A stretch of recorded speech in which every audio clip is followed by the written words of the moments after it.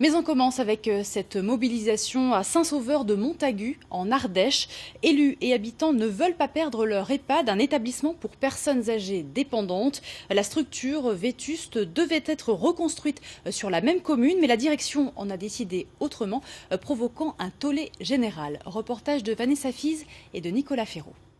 C'est un véritable drame qui est en train de se jouer, une injustice pour tous les résidents et tout le personnel.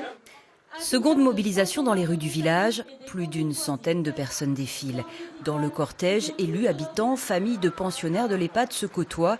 Pour tous, l'annonce de la reconstruction de l'établissement hors de la vallée de l'Eyrieux a fait l'effet d'une douche froide. Sylvette vit pour l'instant tout près de sa mère. Moi, ça m'arrive d'y aller 5 fois dans la semaine.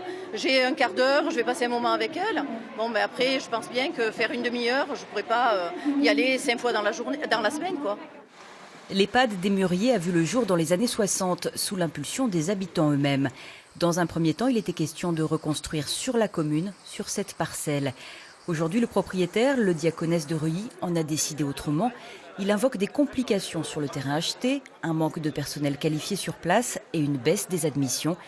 Des arguments qui passent mal. J'ai vu beaucoup de commerces fermés au fur et à mesure des années qui défilent à chaque fois que je reviens. Donc du coup, c'est important pour moi que les choses restent, perdurent. Et une maison de retraite, même si c'est synonyme de fin de vie, c'est aussi synonyme pour moi, en tout cas de vie. Fermer l'EHPAD, c'est un peu fermer Saint-Sauveur. Hein. Donc pour nous, le maintien de l'EHPAD à Saint-Sauveur est vital. Le personnel de l'EHPAD, lui, est entre deux feux. Il souhaite un établissement à Saint-Sauveur, mais plus encore un démarrage de la reconstruction rapide à cause de la vétusté actuelle.